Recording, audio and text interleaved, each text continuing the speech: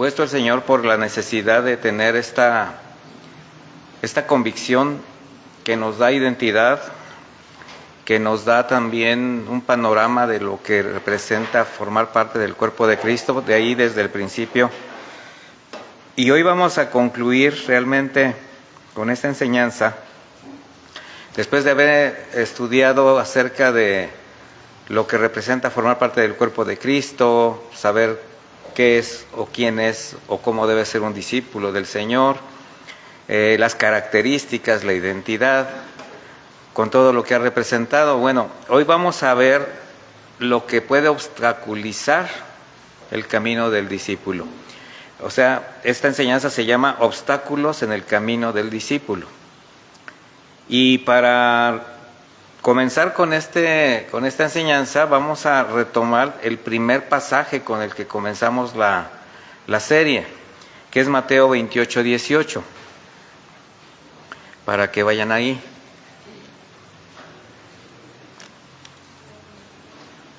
Mateo 28, 18.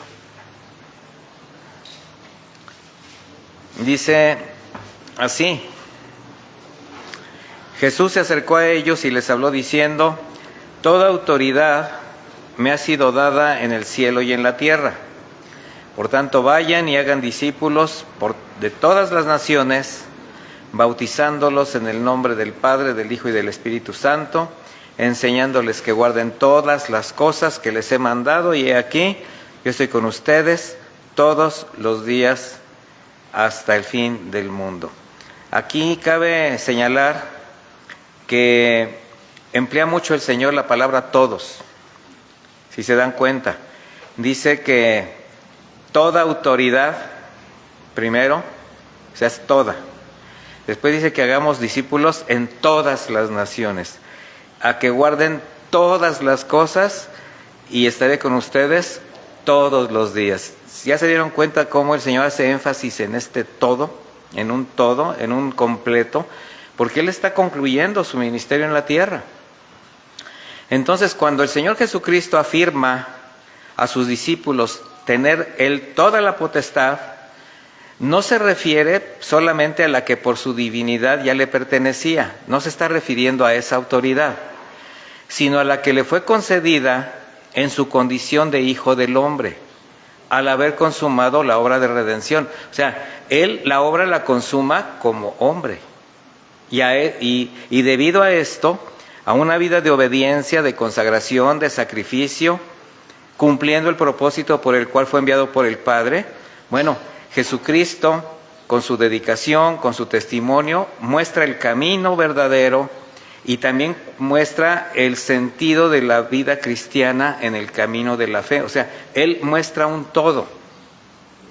Y con esa autoridad, ahora sí, con esa autoridad, da una encomienda a quienes durante 3 años tomó por discípulos para enseñarlos, prepararlos, darles todo su consejo y a su tiempo enviarlos a cumplir esta misión, que es lo que ya está haciendo. De esta manera, a través de sus discípulos, como representantes de la iglesia naciente, porque si se dan cuenta, no había más. Ellos eran las columnas, iban a ser las columnas de la iglesia naciente, pero en ese momento ellos representaban la iglesia del nuevo pacto. Entonces le deja una misión para todos aquellos que seguirían sus pasos, todos aquellos que llegarían a través del Evangelio. Por eso cuando Él dice ir y hacer discípulos a todas las naciones, habla de 2 verbos expresados de manera imperativa. Ir, ¿verdad? Y hacer. De manera que este mandato no es una opción para la iglesia, es un mandamiento dado para toda la iglesia. ¿De qué habla ir? O sea, vayan, o sea, ir. Habla de caminar, de movimiento, de salir de la comodidad de la rutina, de mirar hacia adelante. Hacer significa acción, trabajo, entrega, sacrificio, inversión de esfuerzo, de tiempo, de recursos, y todo esto para la formación de más discípulos. Fíjense todo lo que implica. O sea, quienes ya sirven en la iglesia, se dan cuenta de que todo su esfuerzo, o más bien se tienen que dar cuenta de que todo su esfuerzo lleva la intención de hacer más discípulos. No sé si se han dado cuenta de eso, pero estemos en el lugar donde estemos sirviendo, ya sea abriendo la puerta, limpiando una mesa, predicando, enseñando a los niños, haciendo lo que tengamos que hacer, todo forma parte de la formación de más discípulos. Ahora imagine a los discípulos frente a la obra que Cristo ya resucitado, porque les está hablando Cristo resucitado. Esta misión que les está poniendo no solamente delante de ellos, sino sobre ellos. ¿Ustedes creen que pudieron haber sentido como una carga los discípulos? No. Estaban preparados para eso. ¿Y esto a qué nos lleva? Cuando el ministerio se te haga una carga, estás perdido. Así de simple.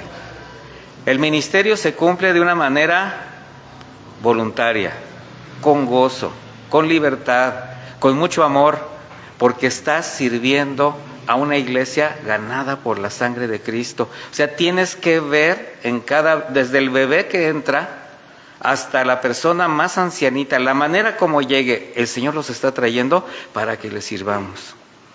Entonces, para los discípulos no fue una carga. De hecho, jamás lo ha sido para quienes se han identificado como verdaderos discípulos de Cristo. Quienes han conocido, quienes han creído las palabras de Jesús, o sea, para quienes hemos creído, no es una carga. Porque el Señor, junto con la comisión, les dio razones muy sólidas para creer en Él. Está resucitado. 3 años de enseñanzas. Y además les deja los recursos necesarios para lograr hacerlo. Solo esto sucede cuando hay una convicción. Primero, de parte de Jesús. Él podía confiar en ellos. Y ellos podían confiar en Jesús de que estaría con ellos para siempre. Son convicciones que tenemos que tener. Fíjense, Jesús está confiando en que usted va a hacer bien su trabajo. Le está dando una misión, una comisión. O sea, Él no tiene ningún problema con confiar en nosotros. ¿De qué manera vamos a responder? Porque mire, la orden de salir y trabajar en la predicación de las buenas noticias, de decirle al mundo que los cielos están abiertos para el que cree, es algo tremendo. Es un privilegio. Y todo esto estaba respaldado por el Maestro. ¿Cómo? Con 3 años de preparación, enseñanza, señales, milagros, testimonio, todo eso hizo el Señor para que sus discípulos pudieran ir y hacer. Además, las promesas, porque Él hizo promesas y cumplió otras promesas. Mientras estuvieron ellos caminando con Él, ¿verdad? Se dieron cuenta que había muchas promesas cumplidas, que había muchas profecías cumplidas en Jesucristo. Además, lo que para ellos significó también pasar por diversas pruebas, porque no fue fácil caminar con Jesús, pasar por diversas pruebas, pero en esas pruebas comprobar su cuidado, verlo resucitado. Entonces ellos sabían que era real, que era verdadero. ¿Qué cree que le dio esto a los discípulos? Ánimo, confianza, para poder esforzarse. Imagínense promesas como cuando les dijo: sobre esta declaración que soy el Cristo, el Hijo del Dios viviente, edificaré mi iglesia. Ellos fueron testigos de esas palabras. Cuando Pedro le dijo: tú eres el Cristo, el Hijo del Dios viviente, dice: sobre esa declaración que acabas de hacer, yo edificaré mi iglesia, y nada podrá vencerle, ni la muerte. Y eso lo podían comprobar ahora. Lo vieron resucitado, se daban cuenta que ni la muerte pudo sujetar a Jesús. Y ahora, antes de partir, les está diciendo promesas. Primero, toda autoridad me ha sido dada en el cielo y en la tierra. He aquí, yo estoy con ustedes todos los días hasta el fin del mundo. Entonces, eso les da certeza.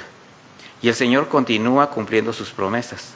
De manera que como su iglesia, bajo su gracia y su poder, es como ha descansado tanto creyente, tantas generaciones, Y ha prevalecido esta iglesia pese a las agresiones y los tiempos, porque la iglesia, la verdadera, ha sufrido muchas agresiones y muchos contratiempos.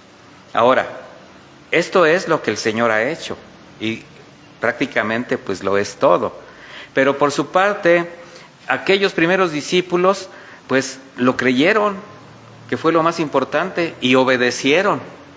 La prueba más contundente es que la palabra inspirada por el Espíritu Santo está con nosotros. Esa es la mayor prueba de que los discípulos hicieron su trabajo.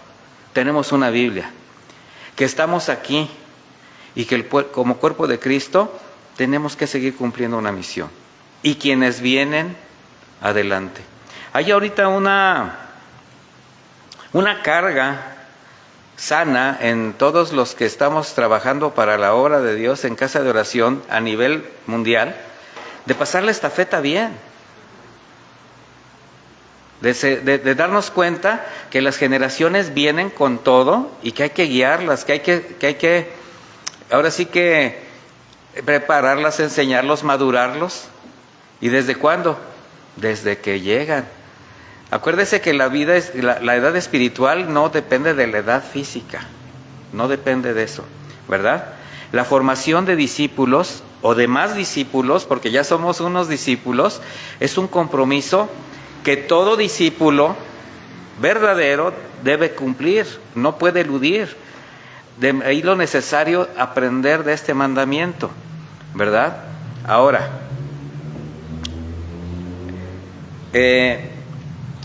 obstáculos en el camino del discípulo. Ese es el tema. Yo ahorita les di un preámbulo. Y les puedo decir algo.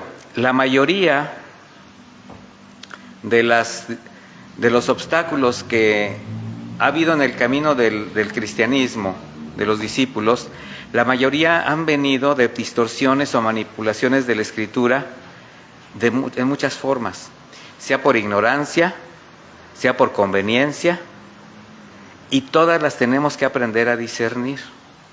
Acuérdense que les he hablado de dos tipos de ignorancia. Una es la ignorancia del que no sabe, y es el único que necesita es saber, mostrarle el Evangelio. Pero está la ignorancia del que ya sabe y sabiendo manipula, desobedece y distorsiona. Esa es la más peligrosa. De manera que vamos a hablar de obstáculos que han obstaculizado y que a lo mejor algunos de ustedes han tenido por conflicto. Por ejemplo,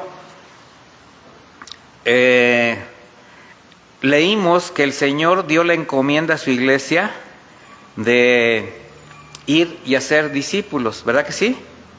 No dio una encomienda a su iglesia de convertir a la gente. Y eso es algo que no se ha madurado, como que no se ha entendido. Nosotros no somos los que convertimos a la gente, esa es una obra del Espíritu Santo. La comisión es predicar el mensaje de salvación para luego formar, enseñar y edificar a los que creen, a los nacidos de nuevo, para la obra del ministerio. Por eso necesitamos estar convencidos que la obra de redención fue consumada por Jesucristo en la cruz. Pero es el Espíritu Santo quien convence de pecado, de justicia y de juicio. Y mire, esto sí ha causado problemas, de hecho doctrinales, cuando se les exige a la gente que traigan y traigan gente a la iglesia, o sea, como acarreadores, ¿verdad? Y que nada más diciéndoles, tú confiesa, tú di estas palabras y ya eres un hijo de Dios, porque lo que les interesa es hacer proselitismo. Y nosotros no fuimos llamados a hacer proselitismo, sino a ser sembradores del Evangelio. No una vez, muy seguido, sobre todo hermanas que tienen cargas muy fuertes por su familia, por sus hijos, por su esposo, por la gente que, pues de personas que tienen todo ese deseo de estar predicando el Evangelio. Y se desesperan porque la gente no voltea a Cristo, porque su esposo no les hace caso, porque los hijos no dan, ¿verdad? No dan para más. Y yo los escucho con mucho detenimiento y con mucho amor, la verdad, pero siempre me gusta preguntarle su nombre. Y ella me dice, ¿cómo se llama usted, hermana? Pues me llamo Lolita. No se llama Espíritu Santo, ¿verdad? No. Entonces no se preocupe. Deje que el Espíritu Santo haga su obra. Usted haga lo que tiene que hacer. Y eso los va a hacer descansar. A lo mejor alguno de ustedes está con esa situación de que es que comparto y comparto y comparto y no se convierten. Espérese, usted no los va a convertir. Usted les va a compartir el Evangelio. Y acuérdese que el sembrador a veces lo hace con lágrimas.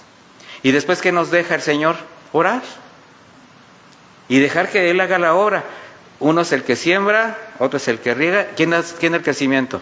El Señor.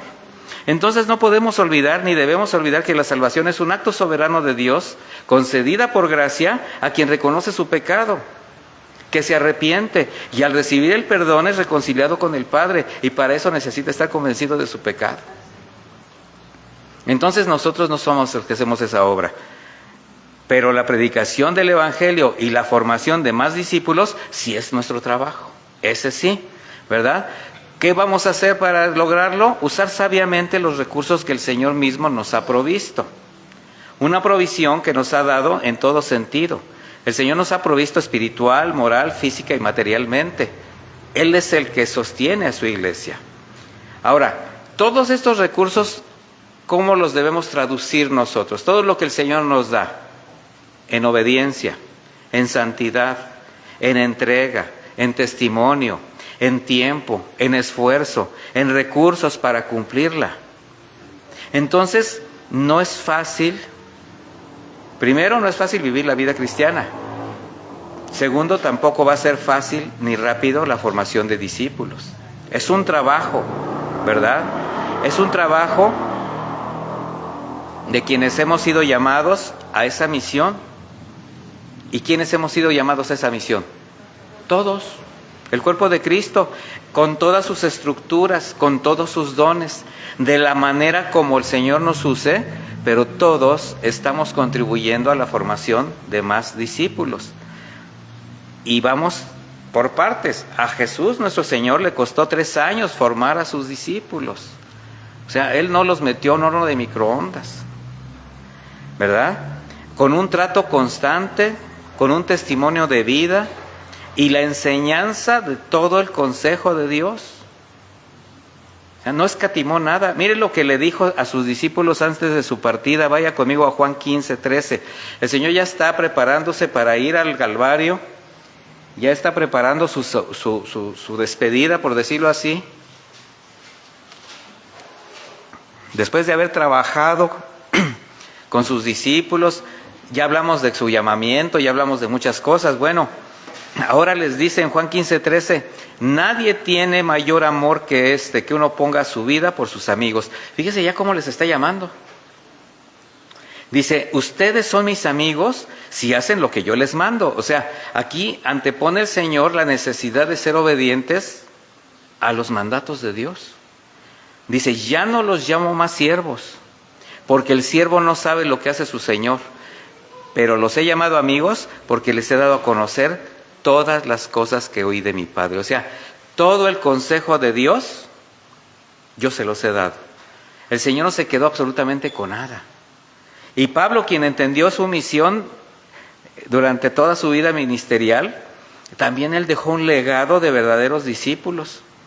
Lo podemos ver en Silas, Timoteo, Tito y muchos más, ¿verdad? Ahora, Pablo antes de partir a Roma, sabiendo que iba a ser sacrificado, porque él ya sabía que no iba a regresar, fíjese lo que le expresa a los pastores en Éfeso, de donde él estuvo un tiempo. Vaya conmigo a Hechos 20:25.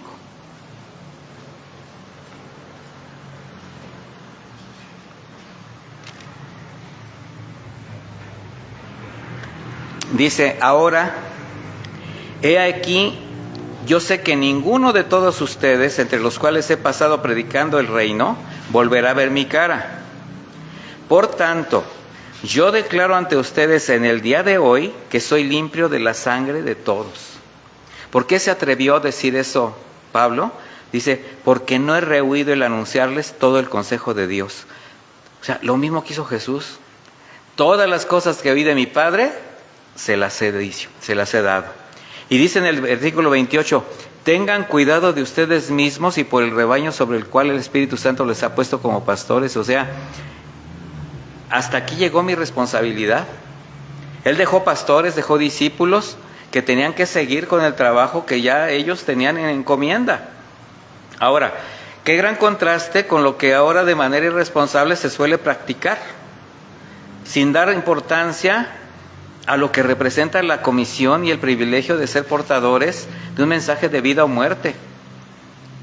Cuando no se predica el Evangelio de manera correcta, cuando se le dice a la gente, Dios quiere ser tu amigo, tú nada más recíbelo como Señor y Salvador y tu nombre está escrito en el libro de la vida.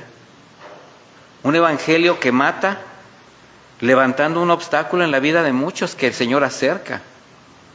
Y la mayor de las veces, en las iglesias, sin asegurarse incluso si son nacidos de nuevo, les integran a ministerios con el riesgo que esto representa, cuando la Escritura es clara al respecto.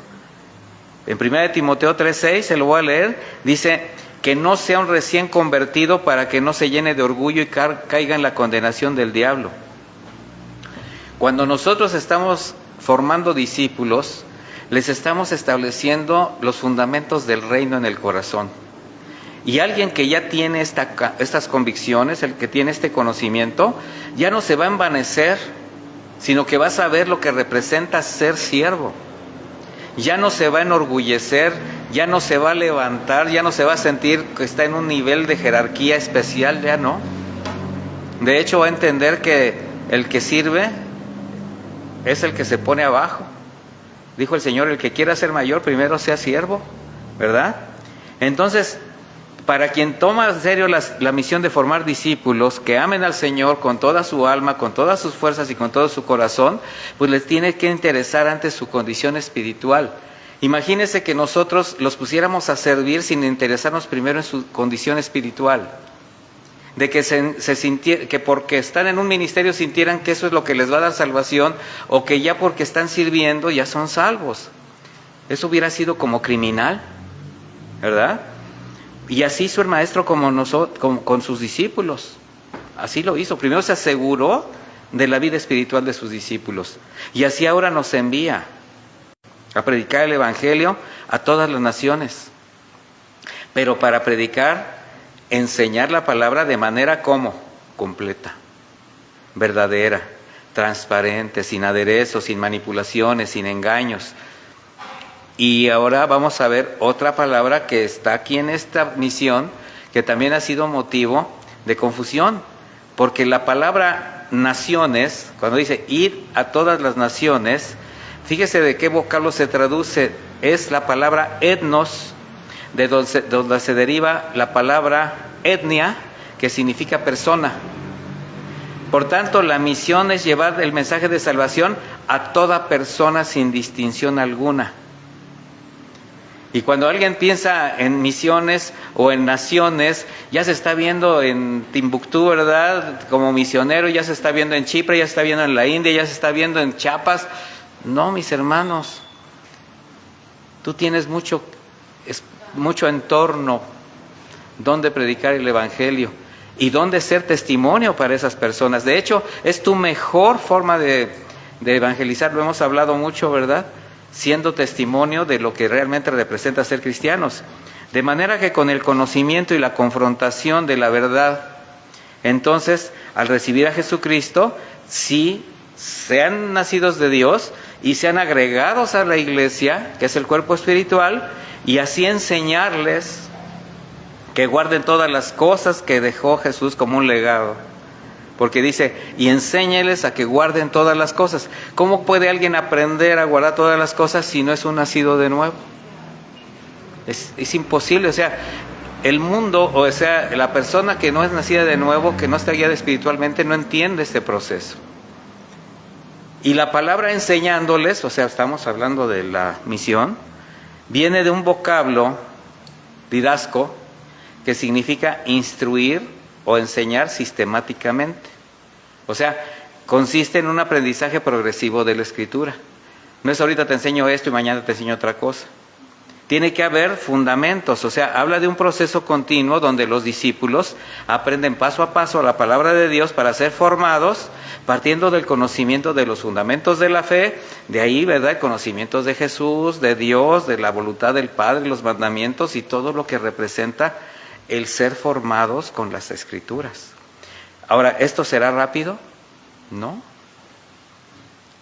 Ahora, esto no implica que tampoco digamos, no, pues a ver hasta cuándo me gradúo y voy a empezar a servir. No, o sea, tenemos que entender que este no es un proverbio del Señor, pero dicen que a Dios adorando y con el mazo dando, ¿verdad? Por ahí, o sea, hay que estar trabajando. O sea, en la medida que el Señor nos está usando, nos está proveyendo, también nos va a usar.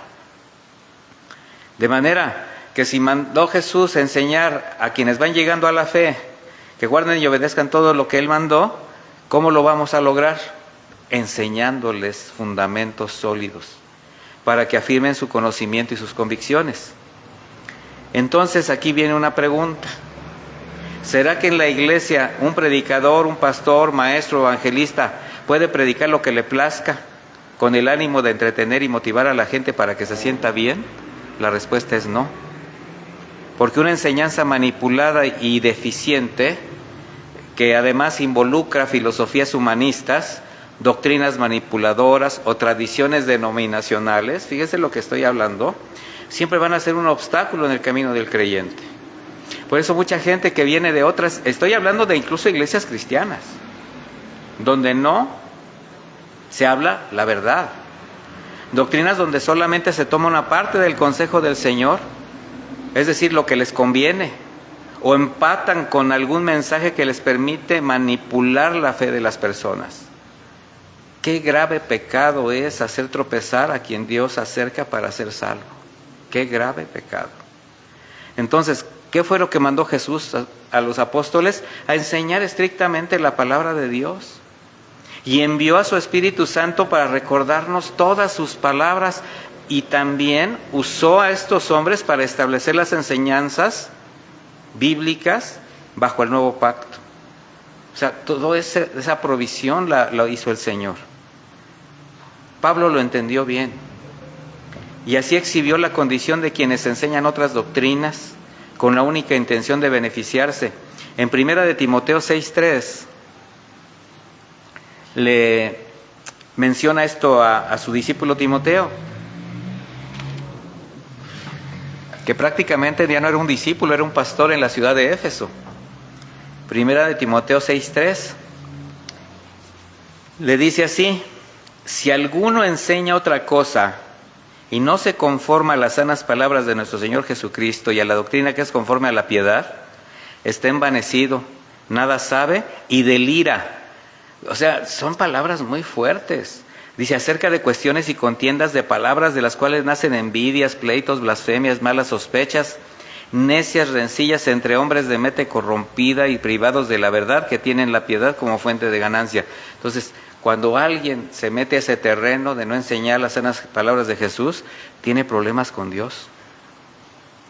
Entonces, si la enseñanza o la predicación no se fundamenta en la Escritura o se manipula para fines personales, imagínese, ¿qué puede esperar o qué condición espiritual pueden tener quienes solamente reciben el engaño de ese tipo de doctrinas frívolas y ligeras? O sea, ¿cómo están?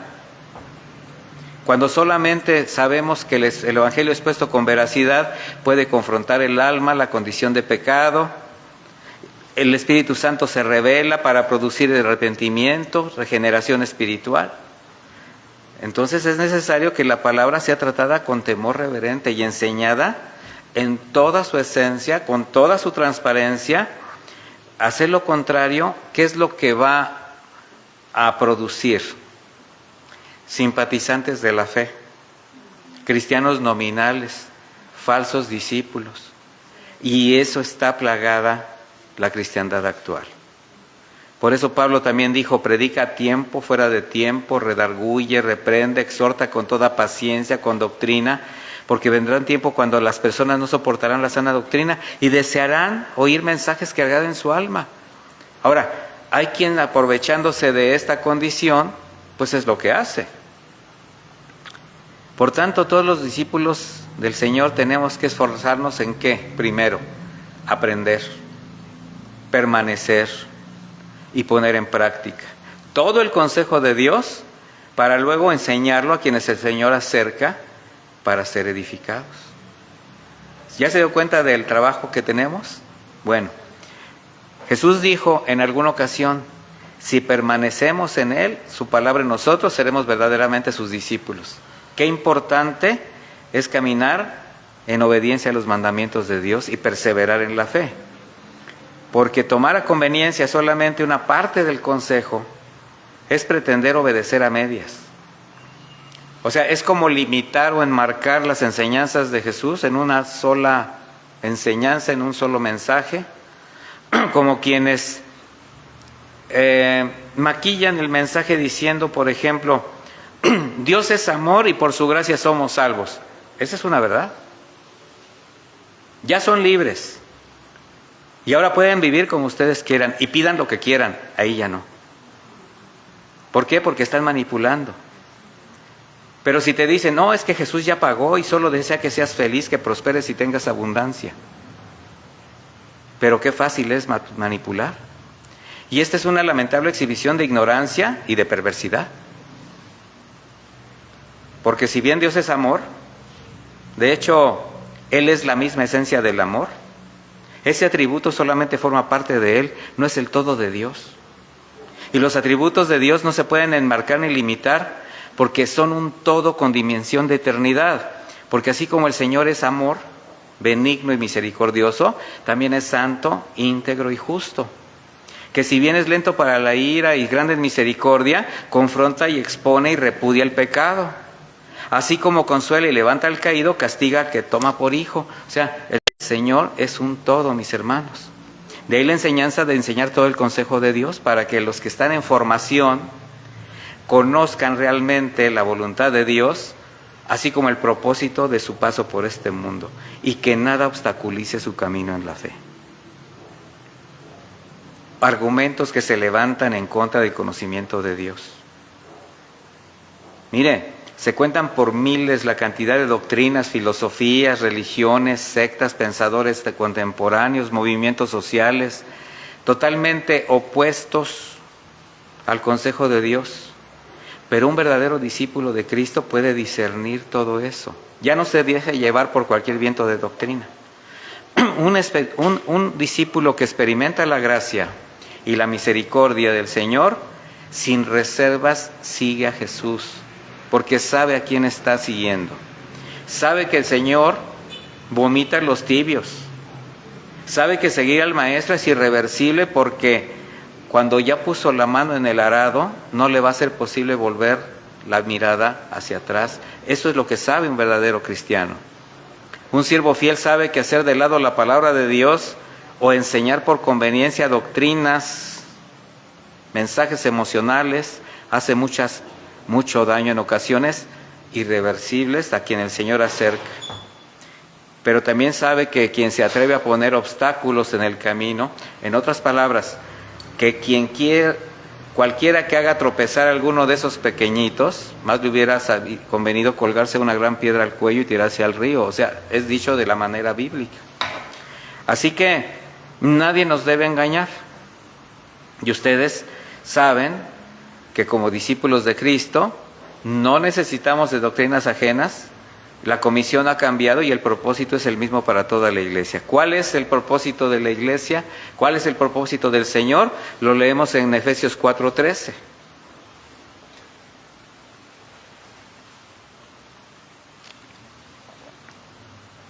Efesios 4:13. Dice así, hasta que todos, otra vez la palabra todos, lleguemos a la unidad de la fe y del conocimiento del Hijo de Dios, a un varón perfecto, a la medida de la estatura de la plenitud de Cristo, para que ya no seamos niños fluctuantes, de los que se dejan llevar, ¿por qué? Por doquiera de todo tipo de doctrina. ¿Y esto por qué? Dice, por estratagema de hombres que para engañar emplean con astucia las artimañas del error. Sino que siguiendo la verdad en amor, crezcamos en todo aquel que es la cabeza, esto es Cristo.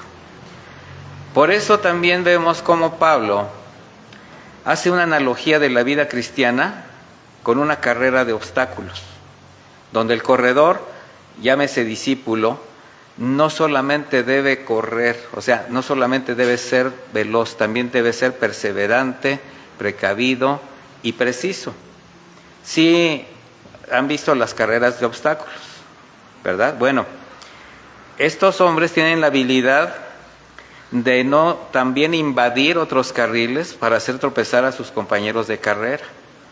Un corrector de obstáculos sabe que si salta antes o después del momento exacto, puede terminar impactándose contra el obstáculo y le va a producir una dolorosa caída. De ahí que tenemos que entender los tiempos de Dios en todo momento. Los discípulos de Cristo somos corredores que no solo tenemos que tener los ojos puestos en la meta, mis hermanos, sino también en el camino. Porque tenemos que ver paso a paso lo que vamos a encontrar. ¿Y sabe qué es lo que vamos a encontrar? Obstáculos, aunque algunos no lo parezcan. No solamente se van a encontrar obstáculos en las falsas doctrinas, como ya vimos, o en ciertas formas doctrinales de percibir el Evangelio, como ya lo vimos. Estas, de hecho, se pueden combatir con el conocimiento de la palabra. O sea, todo lo que he hablado, el conocimiento de la palabra nos ayuda a no caer en esto.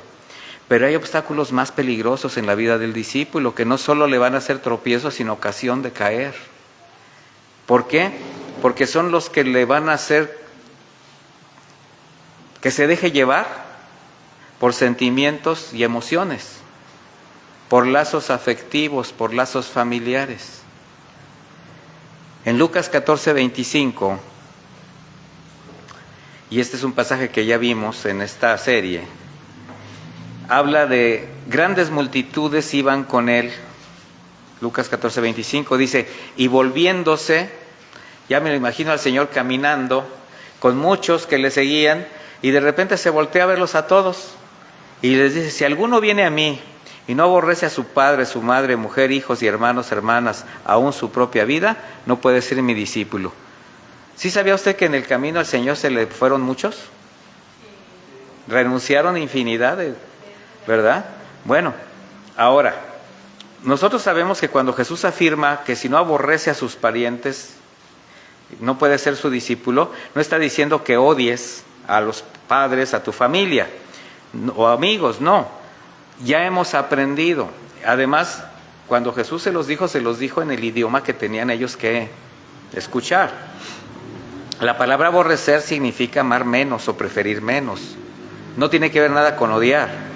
Lo que Jesús está diciendo es que si alguien que desea seguirle le ama menos que alguna persona que tiene afecto con él, ¿verdad? Pues le será difícil seguirle. ¿Por qué? Porque su afecto tiene otra prioridad. O sea, Jesús está haciendo una confrontación con la realidad de nuestros afectos, con el apego que tenemos a las personas que amamos, que normalmente son las más cercanas. Y esto lo compara con el deseo de seguirle.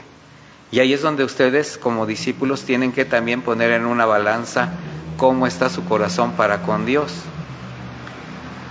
Cuando un discípulo no tiene claras sus prioridades afectivas, personales, y la intención de caminar con Cristo, esto le va a ser un obstáculo que en algún momento va a enfrentarlo.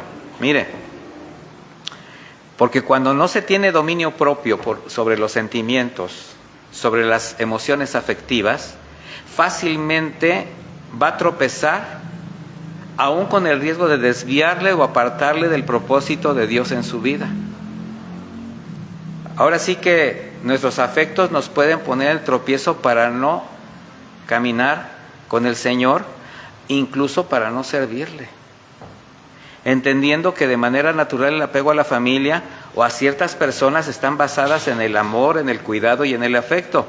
Y hay un genuino deseo de protegerlos y estar cerca de ellos. Eso es válido, mis hermanos, es nuestra familia, son las personas que amamos.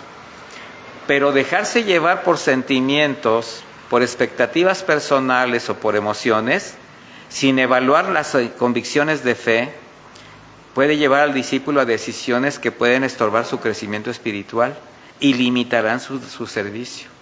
Ahí es cuando tú evalúas hasta dónde puedes llegar, porque tú tienes que caminar, tú tienes que seguir. A veces nos echamos cargas tan difíciles con la familia o con amigos o con personas que lo único que hacen es detenernos, son como anclas en nuestro caminar cristiano. Pero cuando nosotros estamos convencidos, fíjese lo que le voy a decir, porque luego de repente dicen, ay, pero entonces, ¿qué hago? Bueno, necesitas estar convencido que Dios tiene control sobre todas las cosas. Y que Él es mayor que todos tus afectos, tus recursos y aún tu vida.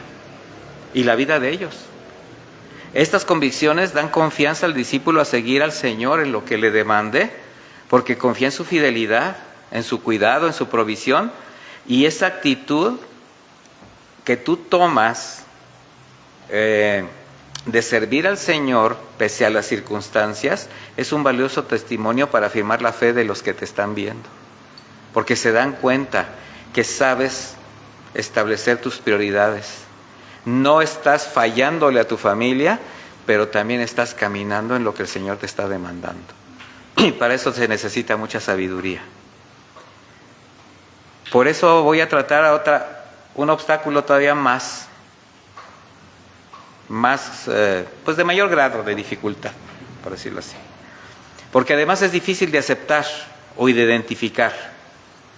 Así como un bache o una roca en el camino que no tiene señalamientos.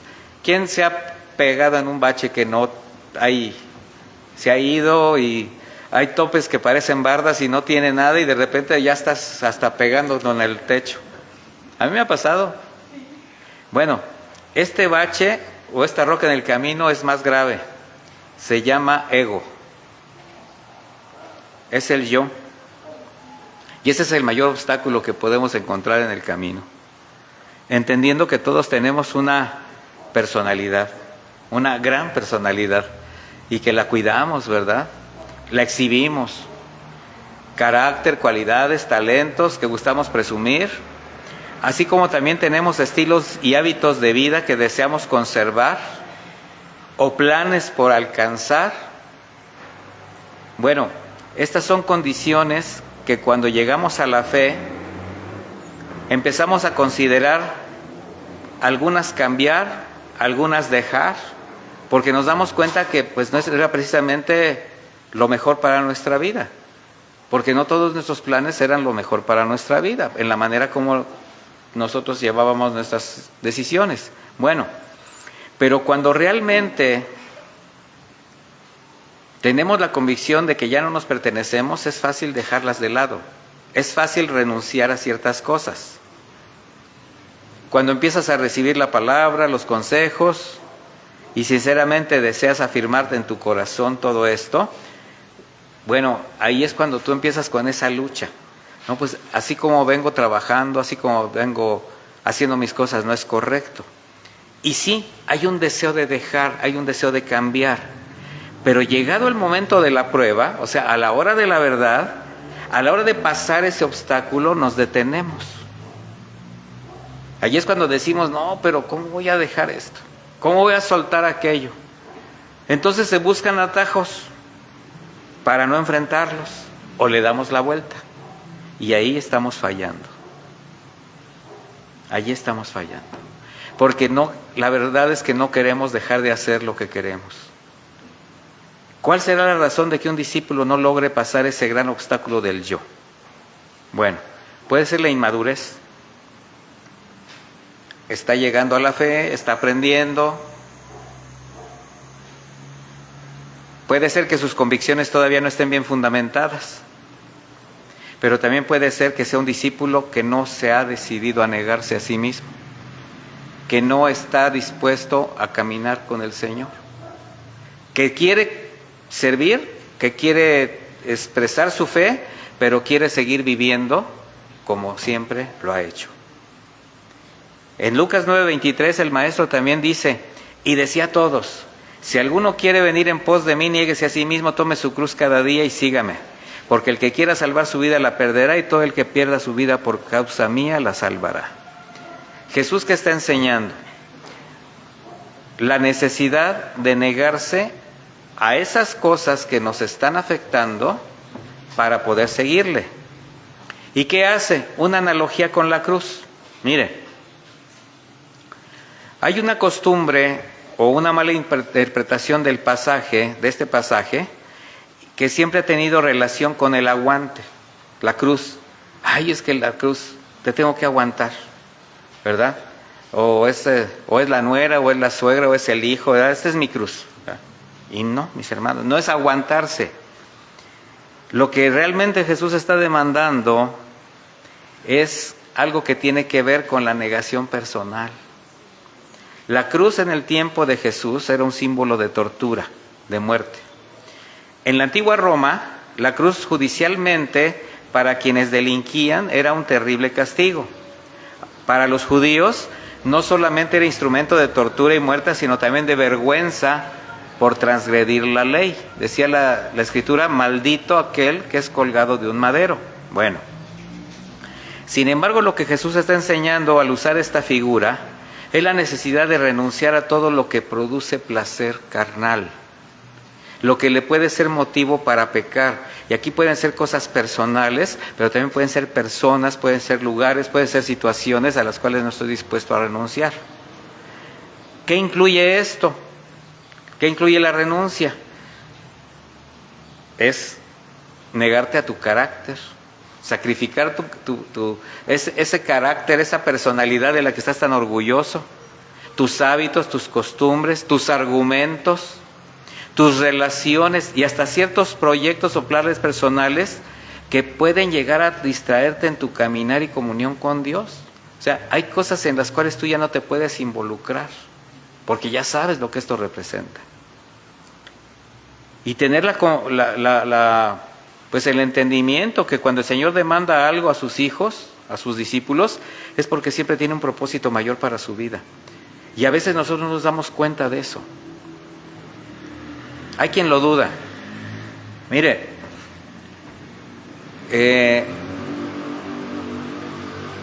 hicieron un experimento con un changuito donde podía meter la mano a un frasco porque tenía cacahuates. Y cuando metió la mano en el frasco, al agarrar los cacahuates y quererla levantar, no la podía porque la tenía cerrada. Pero entonces lo que hicieron fue ofrecerle una manzana, un plátano, o sea, cosas más apetecibles, mejores. Y el changuito estaba con su mano adentro. Entonces, quería esto, pero no soltaba esto. Y chillaba. Y le decía, aquí está. Pero estaba, y así parecemos changos nosotros, ¿sabes? Sí se entendió Bueno. Porque cuando la mente y el corazón se rigen por sentimientos, emociones o deseos de lo que da placer, o conservar la comodidad de lo habitual, el entendimiento se nubla, mis hermanos, y hace su voluntad, justificándola de cualquier manera. El changuito se justificaba porque le gustaban los cacahuates, pero también quería la manzana. ¿Qué era mejor para el changuito? La manzana. ¿Qué tenía que dejar? Los cacahuates. Entonces, piensa tú, ¿cuáles son tus cacahuates que no quieres soltar? Pues la gran manzana, la gran tina de fruta que el Señor te está ofreciendo, ¿verdad? Pero cuando un corazón es sensible al llamado del Señor, aunque existan lazos que parezcan irrompibles, sean familiares, afectos, planes personales, nada le evitará seguir a Cristo y negarse. Y esto significa simplemente reconocer la soberanía de Dios, mis hermanos. A eso es a lo que tenemos que terminar, a eso es a lo que tenemos que llegar. Que este es un asunto de fe. Y sin fe es imposible agradar a Dios. Porque dice, es necesario que el que se acerca a Dios crea que Él existe. Entonces, si creemos que Él existe, dice, y que sabe recompensar a quienes lo buscan. Entonces nosotros sabemos que tenemos asegurada no solamente la vida eterna, sino también su protección, porque Él dijo, y estaré con ustedes siempre. Mientras estés aquí, o sea, Él dijo, por toda la vida. ¿Y qué es toda la vida? Ya sea que te lleve, que te deje, o lo que sea, Él estará contigo. Y esto, reconocer esto significa que pues sabemos que de Él es todo lo que somos, todo lo que tenemos. A veces estamos regateando cosas que no tienen sentido, mis hermanos. Nuestra familia, nuestros recursos, nuestra casa, nuestro sustento, nuestra salud, todo le pertenece, está en sus manos. El presente, lo porvenir, la vida misma está en sus manos. Entender que si vivimos, por Él vivimos. Que si morimos, por Él morimos. Que por su gracia y misericordia tenemos vida eterna en los cielos. Y si aún estamos en este mundo, es para glorificarle. Convicciones de una vida de fe, donde no hay lugar para los soberbios, los que presumen talentos, los vanagloriosos, los que creen que todos se merecen. Pero quien con corazón humilde decide dejar en las manos del Señor todo lo que sustenta su vida, sus hábitos, afectos, crucificando el yo, hace evidente su confianza, sabiendo que Él jamás hará nada que afecte tu integridad personal y la de tu casa. ¿Recuerda cómo llamó a sus discípulos? Vengan a mí y los haré pescadores de hombres. Mire, no podemos ignorar que a quienes el Señor llamó a seguirle y a ser los discípulos, tenían planes, tenían familia, tenían trabajo, tenían las preocupaciones propias de la sociedad en que vivía. Sin embargo, ¿por qué le siguieron? Porque podían confiar en Él, a pesar que no solo significaría dejar sus planes inmediatos, sino considerar cambios que afectarían su manera de vida y a su familia.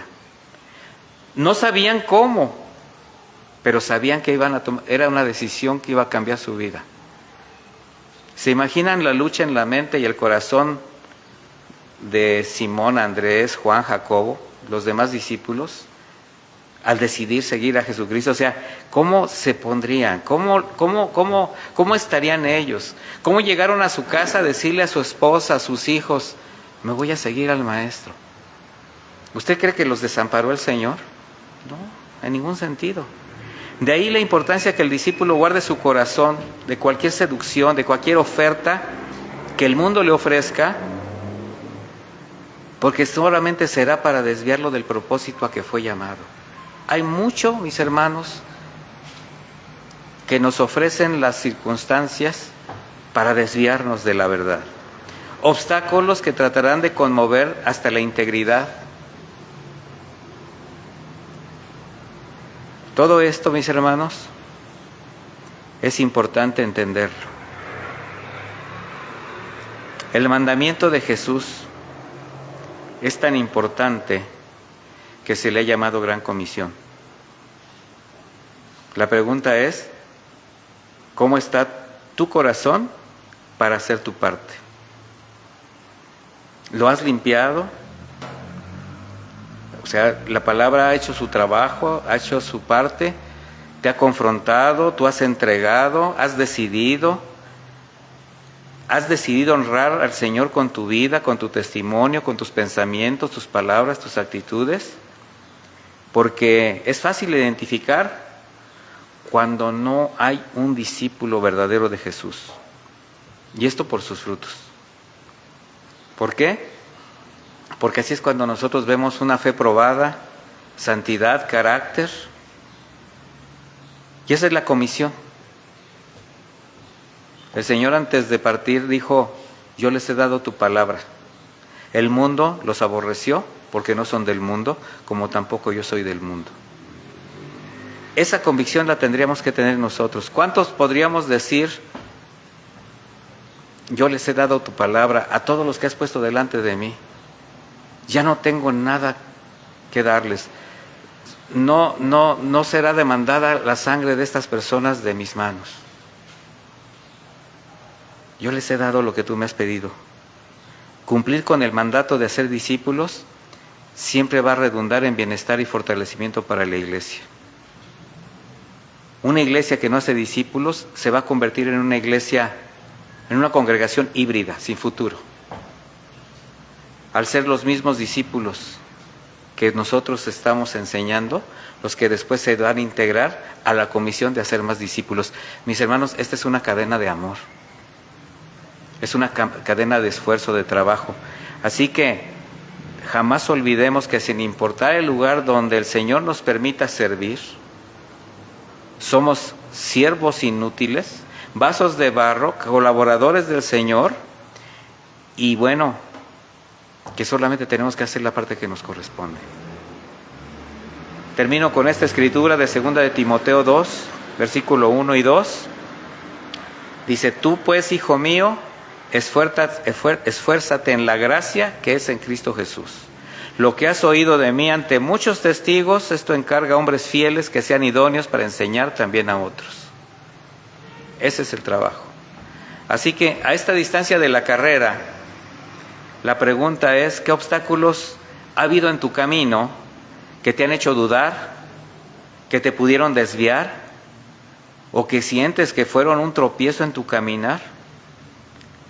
¿Qué obstáculos identificas en tu carrera de la fe que debes librar con precisión para evitar caer y también hacer tropezar a otros?